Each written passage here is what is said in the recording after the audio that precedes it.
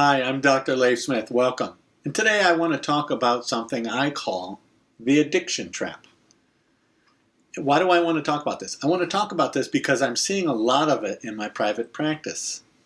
And I'm not just talking about people that are full-blown addicts. I'm talking about how addiction can find its way into our life in insidious and small, seemingly not dangerous ways. And it can really devastate our quality of life. So today, I want to talk a little bit about the addiction trap, what you can do to avoid it, and what you can do to get out of it if you find yourself in it.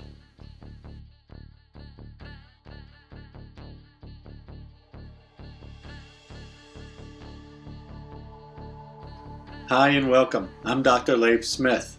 I'm a clinical psychologist, I'm a performance psychologist, I'm a sports psychologist. And I help people get better, be better, and do better in life. Today I want to talk about the addiction trap because it's something I'm seeing more and more of in society in general, and I'm also seeing it in my private practice. Now, what is the addiction trap? Well, I have yet to meet someone suffering from full-blown addiction. I have yet to meet someone suffering from full-blown addiction that does not suffer from chronically low self-esteem. What does that mean? Well, what it means is addiction has its seeds in low self-esteem, low self-worth. When I'm talking to people that are going through addiction, without fail, they don't feel good about themselves. They don't like who they are. They do not have the confidence they need to be effective and do the things that they want to do in life. That is where addiction starts to grow. So when you don't feel good about yourself, and then you go and you choose a coping method, okay, so it starts here with low self-esteem, and then the other side is you choose a coping method that is ineffective and short-lasting.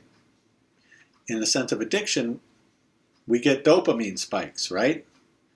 Neurotransmitter gets released in our brain and we feel really good about something for 5 seconds, for 10 seconds, for an hour.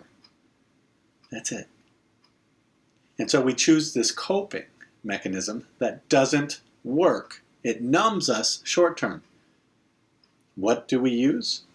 Alcohol, drugs, video games, pornography. These are some of the most common ones. So we have low self-esteem, and then we use a coping method that's short-term, and all it does is numb us to the pain that we're feeling on the other side with our low self-esteem. We feel terrible about ourselves, we feel terrible about our lives, and we try to fix it by numbing it. Well, we know what happens. You go to the dentist and you get a shot of Novocaine. What happens?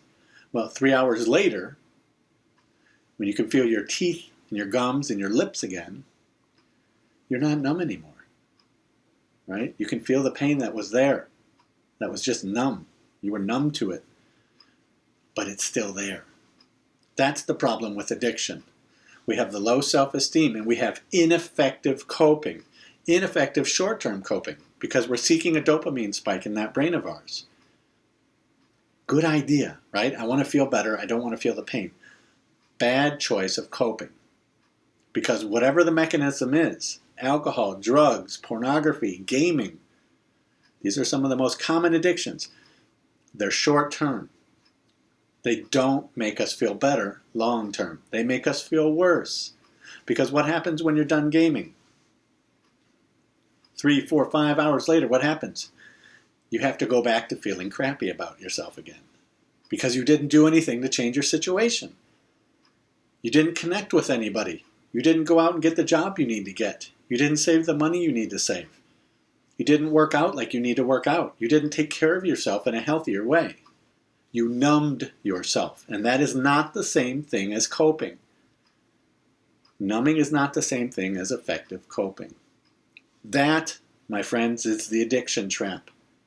When we have the low self-esteem and we combine it with an ineffective short-term numbing behavior, that will not last forever. What happens is you have to go back and you're going to be in the same situation all over again.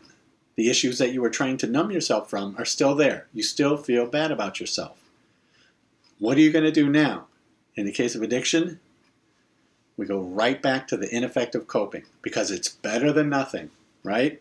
In our brain, it's better to feel that short-term spike than it is to deal with it long-term. That's the trap. The more you engage in the ineffective coping and the bigger the dopamine spike you get, the more you're going to go back to it when you go back to your regular self, which doesn't feel good. I hope this has made it clear to you how scary addiction can be. And you don't have to be a full-blown addict to be suffering from addictive tendencies either.